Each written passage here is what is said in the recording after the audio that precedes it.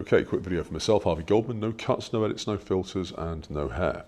So as you can see, I am in, I believe, what is called a TV stroke reading book room in the hotel. Basically a quiet space. I've come to make it noisy. I am the only one in here though, so I'm not being rude to anybody. So effectively, I've got some notes. I've got my gimbal on autopilot, and I thought I'd get into a quick video. So basically, how Britain has become a nation of renters, effectively, and why many are never going to own their home. And this has taken a fair bit to research this. There's quite a few stats in here, hence why I've got the phone. So basically, the long and short of it is that from a system point of view, they would rather that you didn't own your own home. Property prices are rising, they're skyrocketing in fact. Wages aren't keeping up with this, they can't possibly. Landlords are squeezing every last drop of profit out of tenants. So here's some truth about how and why we became a nation of renters and why it's only going to get worse.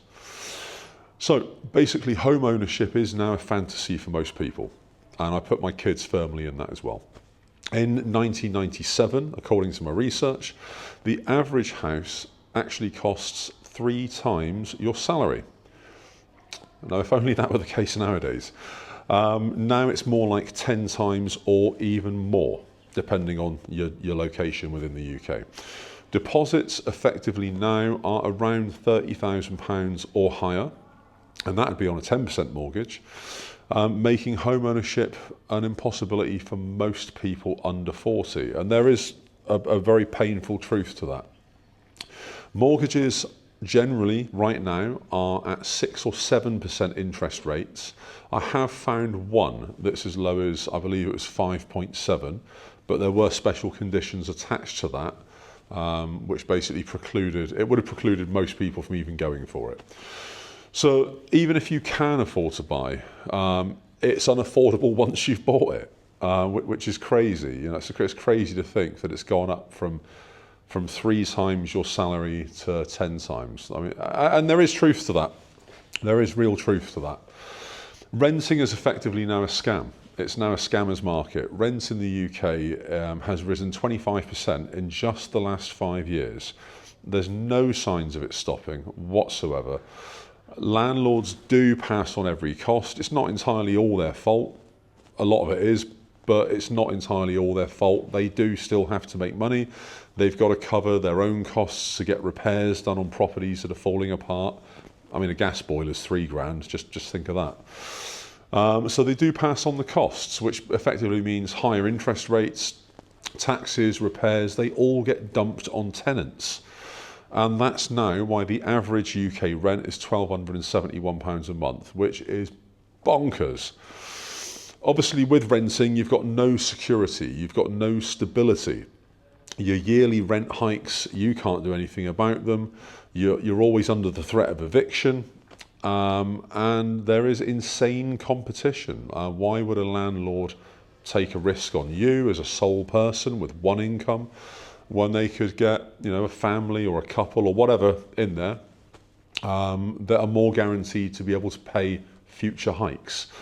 So it does put single people at threat as well with renting, unless you're going to be trying to rent a room in a house share, and that comes with a whole myriad of other pros and cons, mostly cons. If you want to know who's getting rich off this, basically property developers, they hoard the land. That artificially limits the supply. Buy-to-let landlords are snatching up all of the starter homes, and that leaves nothing, if really anything, for first-time buyers. The government pretty much refuses to build affordable housing because the rising house prices obviously benefit them. And that, again, is a harsh truth, but it is also an absolute reality. So what can you do about this? What can we do about this? What can our children do about this? The only real path to home ownership now is basically about making more money. And those are facts. Not budgeting harder. Budgeting helps. It's helped me save £1,200 over the year. It's not going to get me a mortgage. So you need to make more money. Budgeting harder will help, but it's not a cure. Alternative home ownership models, things like cooperative housing, tiny homes, shared ownership. I've even seen people doing conversions on barges for less than £10,000. And there have been some other weird ones, like odd weird buildings in the middle of nowhere, things like grand designs where they've got like a railway bunker or something like that. People buy it on the cheap and then convert it. Things like that are going to become more and more popular because people just can't afford to live in a traditional 3 up, 3 down house. Real financial independence, obviously we know, is about mobility. It's about financial mobility, income mobility. It's not about a mortgage anymore. It isn't about tying yourself into bricks and mortar. There are benefits, of course, there are pros and cons to everything.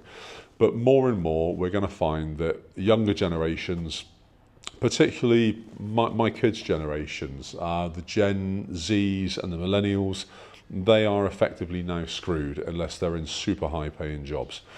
Food for thought. So look, I'm going to get back and have some food. I'm going to leave the reading room to people that want to read. And yeah, YouTube's going to put another video there somewhere. Maybe watch it, maybe don't.